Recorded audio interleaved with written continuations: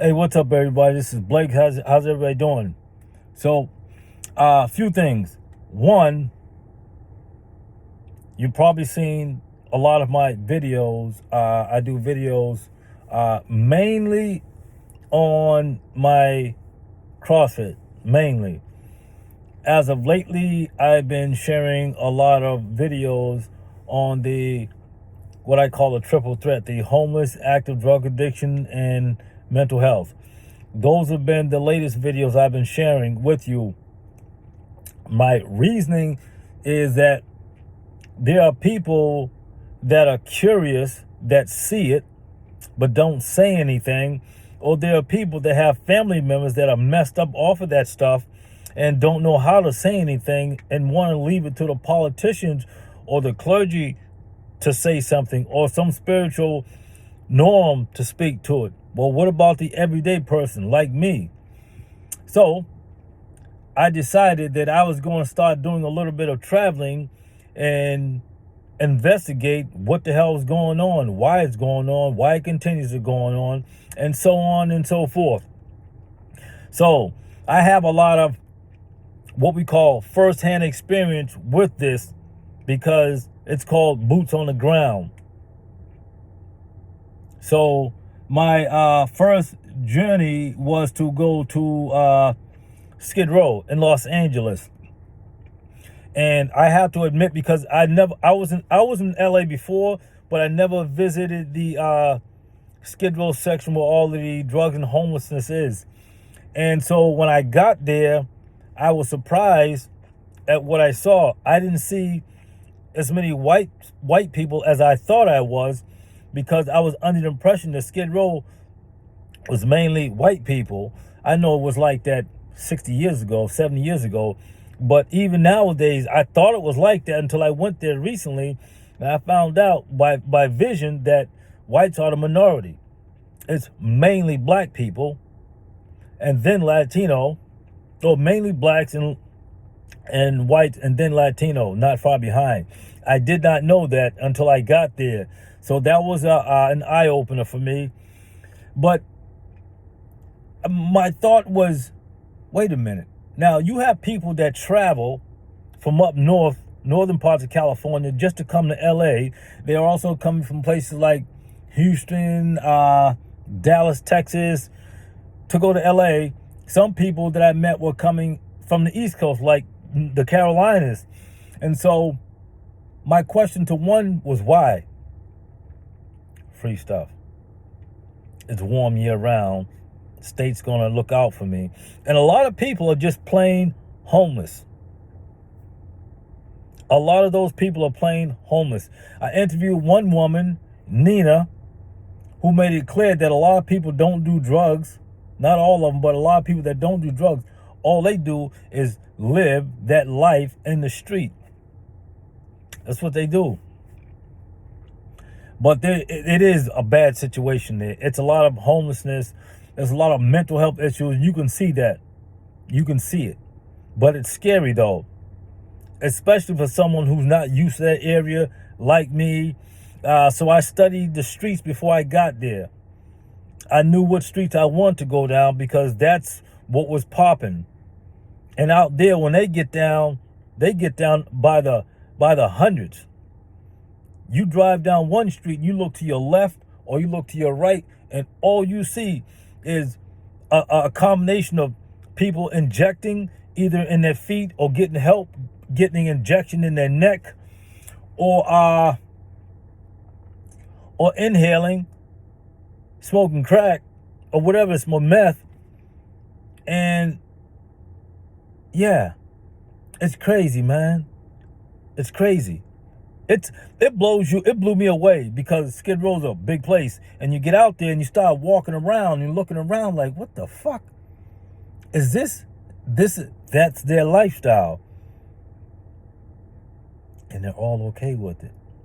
It's just lifestyle. I talked to people in the that work in the homeless section, and they're like, we're understaffed. That was intimidating, to look at all those people. St. Julian or Julian Ave, San Pedro, which is the main section. When you come off of the highway, The cop told me, don't go down there. You're not from around here. It's rough down there. And I said, that's where I'm going. That's what I came for. That's what I want to see. That's what I'm going to see. And I saw 3 deaths through injection. Yeah. So, in documenting that scene, the one thing that came to mind, it's so many people that is kind of overwhelming. So many people that are just, it's just everyday life there. I guess you can liken that to people who go to prison that are never getting out. Eventually, they're going to get used to that and just they're going to live as normal as they possibly can. That becomes their norm. Likewise, with those people out there in Kensington, whether they're the people that don't do drugs, they're just homeless. But there is a big mental health issue out there too. The hotel that I stayed in, once you walked out of that hotel and looked to your left or your right or across the street, you saw LA has a lot of old buildings, old movie theaters, a lot of old buildings with just sitting there or standing there and have been there for a very long time, not used. Abandoned buildings. And you look up, I videoed some of them. It's just a lot of dead buildings. Still there with their structure though. And out there you see when they're selling their clothes and stuff that they sell on the streets there, oh man, it's like blocks of it. I did go to Glendale, California, and as soon as you get off of the bus, it's like you don't want to Latino heaven. It's on where MacArthur Park is. I think that's the park that Donna Summers was singing about in that song there of hers. I think. I'm assuming. I'm guessing. But anyway, it was all Latino. And the guy said there are bus drivers that are quitting. So many of them because they're not getting paid enough. They're being overrun by the homelessness and the people that are addicted to drugs, jumping on the bus, slapping people, snatching money and stuff like that. And so, I had that conversation. And I interviewed military veteran. I interviewed some woman. Her name was Nina. And she hit me to a lot of talented people that are just active. And a lot of talented people that are not active with drugs, just like the Rush. And DJ. Brother I met out there. And I interviewed him too about the fentanyl and stuff like that. And this was a little over a year ago. Yeah, a little over a year ago. Kensington, different ball game. It's more aggressive. They're a lot younger. And it's another very big city like Los Angeles. And it's scary. Yes. Down there, you can't go into a store and grab something. They have to get it for you because everybody goes in there basically steal. And out there, they walk around with needles in their ear or in their ear or here. Maybe that's the thing, or in their sock, but you can see it. And I noticed there were no kids with their parents walking down certain streets. And I was told that there's a reason for that because there's a lot of dirty needles. There's a lot of stuff that go on that main street that they don't want their kids to see. And as a result of that, there's a lot of, just no kids. And you walk down or drive down some of these side streets and look how empty, how nasty the streets look. And the abandoned buildings, the stoops or steps look like they were just melted. And I peeked in some of the windows, bad. So basically, this open drug use is throughout the country. So what happened? The pharmaceutical companies are now giving money to all these states for their misuse of drugs on people, basically. So they're the same ones who now want to fix the problem.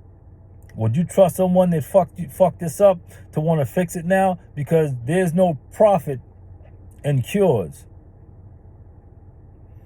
There's people right down here in Boston in Methadone Mile, or the more politically correct term, Mass and Cass,